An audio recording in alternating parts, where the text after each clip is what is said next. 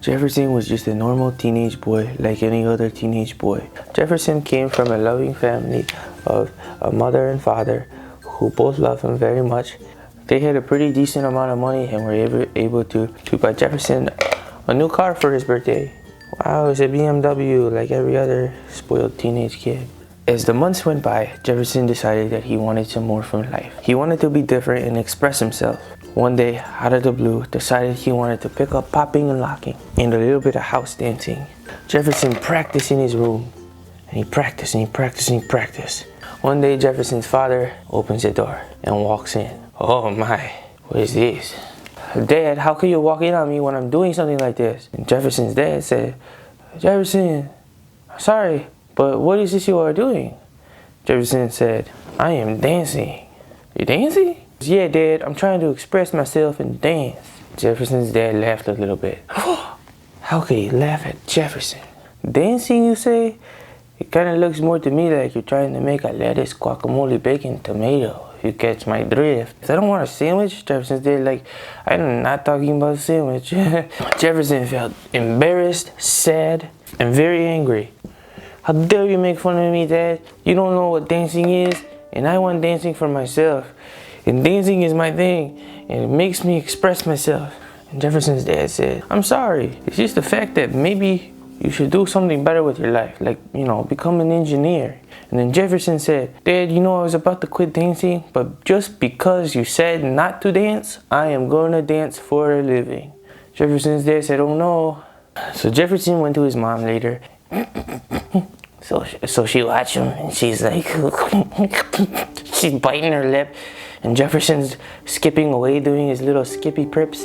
And she's like, and then, can't hold it much longer.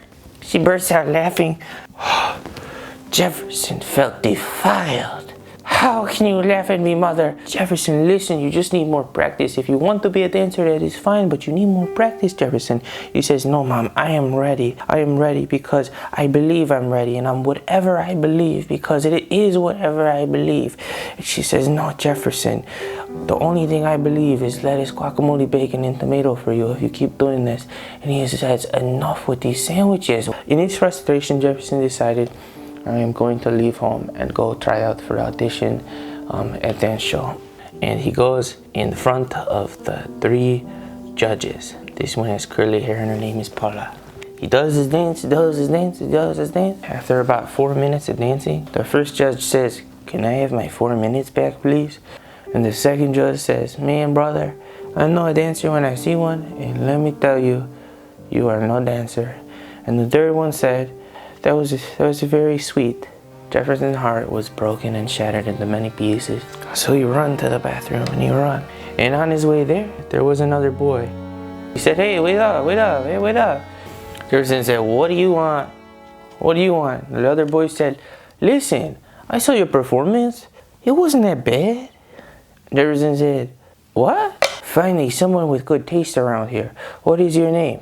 My name is Spencer, and I want to be your friend. And Jefferson said, we are now immediately friends. They decided to hang together. They became good friends. Then Jefferson said, hey, listen, I have to go home. But Spencer said, wait, you can't go home. Our adventure is not over. You were born to be a dancer, Jefferson. You were born to be a dancer. You cannot just go home. You need to follow your dreams. And then Jefferson said, Spencer, you are right. I need to follow my dreams. Yes, Jefferson, you need to follow your dreams, and we need to go to Hollywood. And we need to audition in front of the great dancers, ZJ and Yeons B. Let's do this. And then Spencer said, let's go to the hotel and you buy us a room and, buy us some dinner and I'll do the thinking. And Jefferson said, yeah, absolutely. So they get 2 separate hotel rooms. Jefferson pays for them both. And Jefferson's room is small, but Spencer gets the big suite. Spencer says, it would really help me out if you got me a new BMW. And Jefferson says, listen, Spencer, I would do anything for a friend. So Jefferson and Spencer go to the car dealer, and Spencer picks out a car, a stupid BMW. I don't want this model, I want the M model. Jefferson says, but that's an extra $20,000. And Spencer says, I don't care, I want it, I'm your best friend. Jefferson says, okay, best friend. So he buys him the more expensive model. So they cruising their way to Hollywood. And then Spencer calls Jefferson on the phone. He says, listen, Jefferson, my grandma, she wants to buy some property in Belize. Jefferson calls the bank, and the bank says, okay, let's send some property to Spencer's grandma. So they finally get to the Hollywood.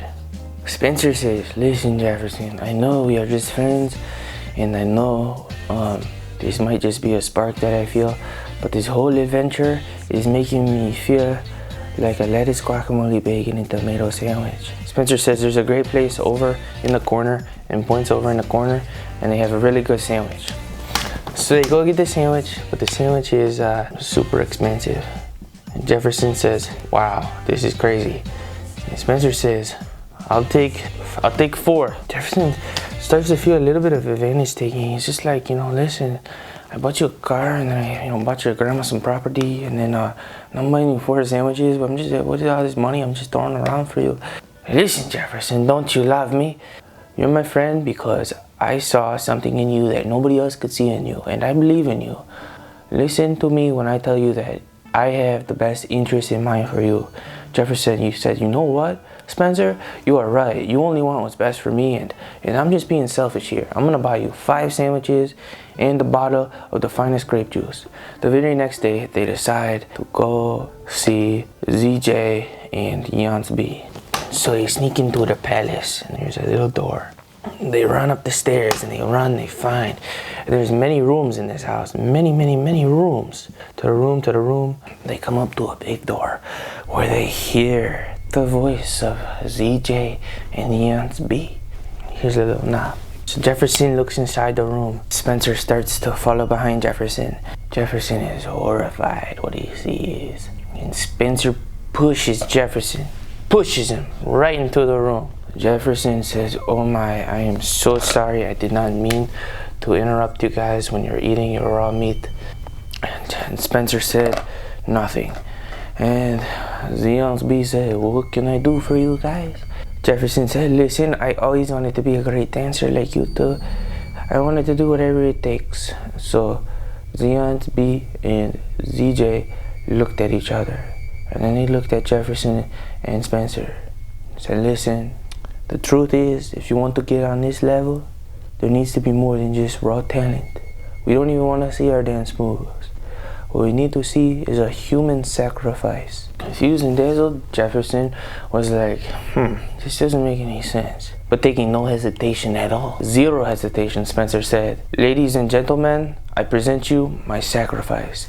And he grabbed Jefferson. Spencer, what are you doing? And Spencer takes Jefferson.